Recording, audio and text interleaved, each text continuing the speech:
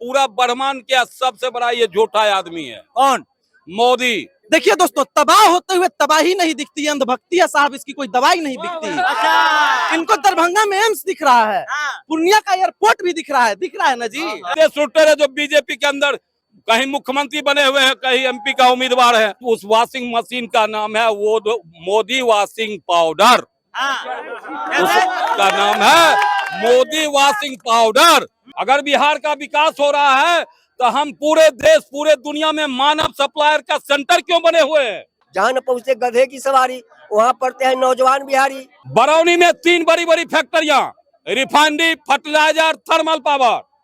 Bokaro steel city, क्या समुद्री इलाके है? देश खरीदा कौन से बता दीजिए। 80 रहो, हम जवाब देंगे, एक एक शब्द का जवाब देंगे। 80 रहो, एक एक शब्द का तुमको जिंदगी भर बैठक पढ़ाएंगे, ठीक है? 2 बार बेवजह तो लोग करो हमरा नाराज हो गए? नहीं नाराज, कोई नाराज। लोग कह रहे हैं कि डर गए चाचा जी। नहीं और ठीक है कह रहे हैं, डरे हुए हम हैं। देखिए, प्रधानमंत्री मोदी लगातार परिवारवाद पर तंज कसते हैं और खूब बरसते हैं, गरजते हैं। ऐसे में प्रधानमंत्री मोदी आज जमुई में चिराग पासवान के जो बहनोई हुए, उनके समर्थन में एनडीए के तरफ से चुनाव प्रचार करने आए थे। अभी हम पटना जंक्शन पे यहाँ के लोग से जानने का प्रयास करते हैं 24 में किसे चुनना चाहते हैं। सबसे पहले तो आप लोग जान जाएं जी, समझ जाएं, बूझ जाएं, अच्छी ढंग से दिमाग खोल लें कि ब्रह्मांड, पूरा ब्रह्मांड का जो है ना, पूरा ब्रह्मांड का सबसे बड़ा ये झूठा आदमी है। कौन? मोदी। ये झूठा आदमी आज से पहले ये परिवारवाद पर पूरा बोलता था। बोलता था ना भाई, अरे बोलता था ना, परिवारवाद पर बोलता था ना।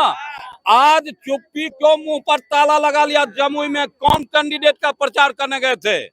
किसका प्रचार? परिवारवाद का प्रचार करने गए थे या कोई स्वतंत्र लीडर का प्रचार करने गए थे? और परिवारवाद के व्यापारी को प्रचार करने के लिए गए थे। व्यापारी, एक बड़े व्यापारी को, जिसने मुनाफाखोर व्यापारी का प्रचार करने के लिए गए थे।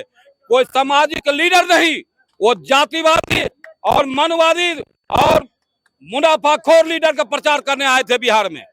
और मैं पूछना चाहते हुए ऐसे लोगों के कि हमारा सपना क्या हुआ? जिस सपने को आपने दिखाया था, बिहार का विशेषाधिकार कहाँ चला गया?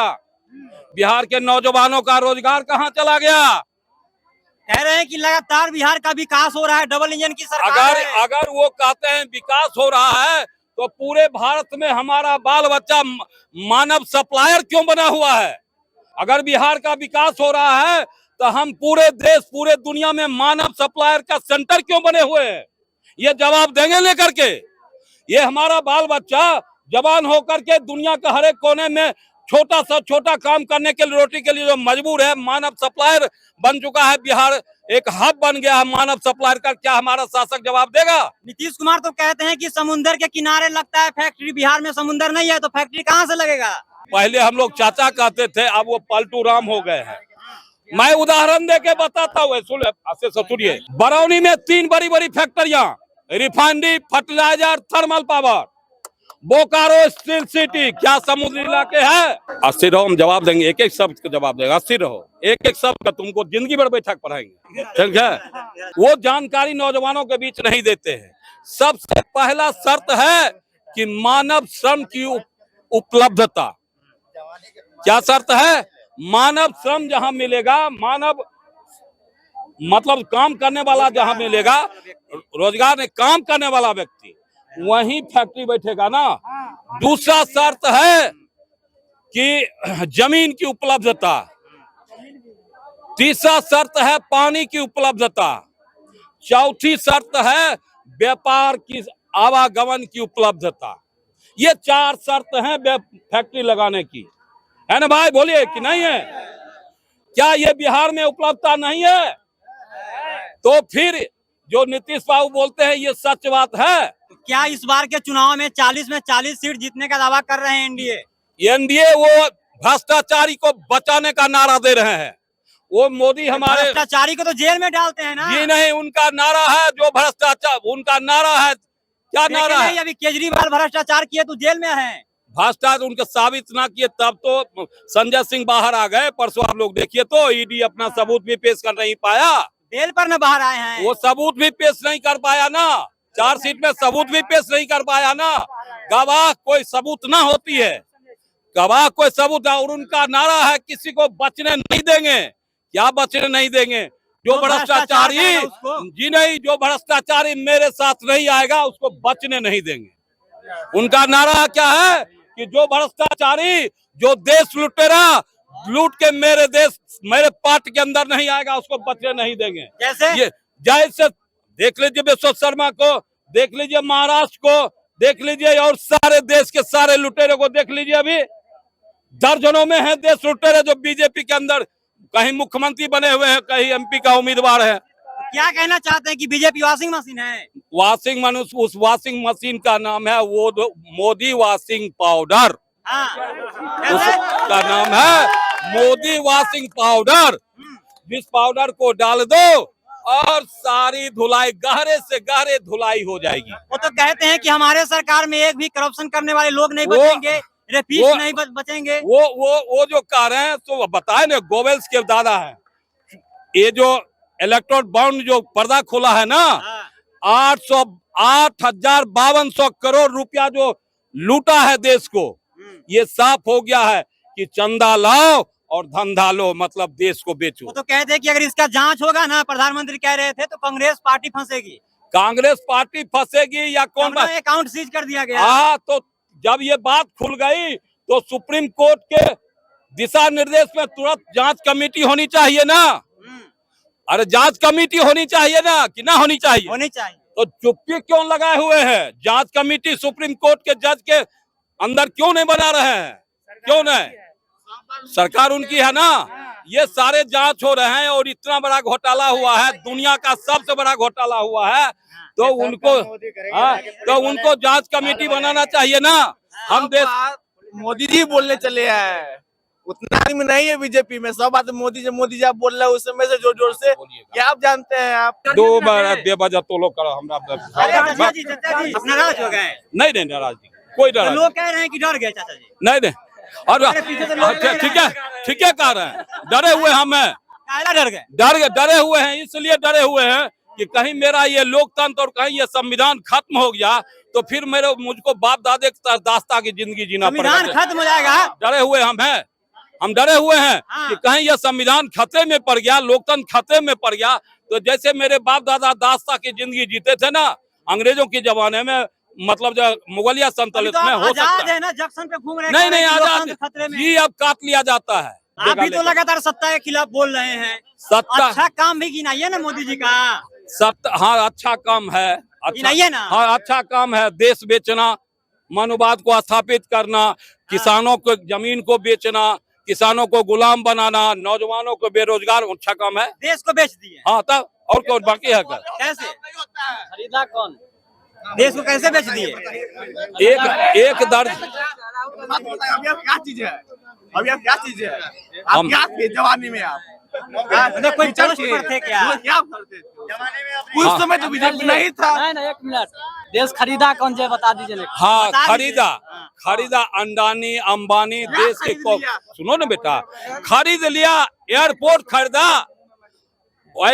खरीदा, बंदरगाह खरीदा, खदान खरीदा, एयरटेल खरीदा और NH जियो ऑफिस खरीदा, और रोड जितना पूंजीपतियों के द्वारा बनाए जाए ना, चलने पर भी हमको टैक्स देना पड़ रहा है। तो लोगों को खाना दे रहे हैं, राशन दे रहे हैं। वो भिखमंगा की कैटेगरी में जनता को खड़ा किया है।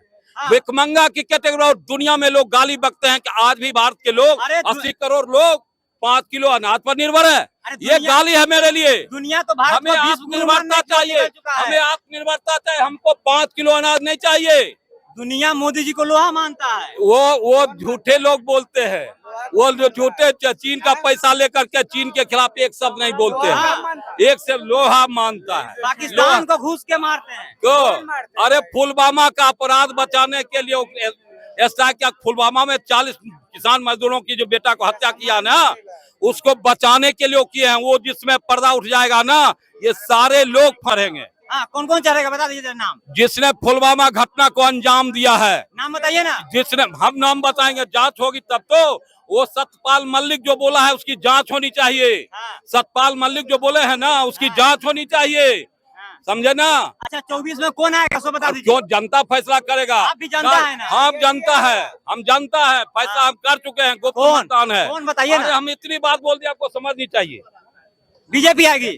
अरे यार गरम हवा चल चुकी है देश में, गरम हवा चल चुका है, बेहद गरम हवा। बीजेपी क्या लहर? बेहद गरम हवा चल चुका है जिसमें सामंतवादी, साम्राज्यवादी और मनवादी विचारधारा ध्वस्त हो जाएगी। बिहार के लिए बताइए कुछ 5 गो काम बिहार के लिए बता दीजिए जो बीजेपी सरकार किया होगा, केंद्र सरकार बिहार के लिए। रास्ता बना है, फ्लाईओवर बताइए ना, और बताइए और बताइए। मेट्रो बना है, बताइए ना, एयरपोर्ट भी दरभंगा में बना है, एम्स भी बना है। बना ही है, बना है ना। अब मोदी दरभंगा में एम्स बना है। सुनिए एम्स तो मोदी जी नहीं बनाया, यहाँ पे चोरी हो जाता है, मोदी चोरी करवा दी है। इनको हम कहना चाहेंगे दरभंगा के एम्स में जाके अपना इलाज कराएं।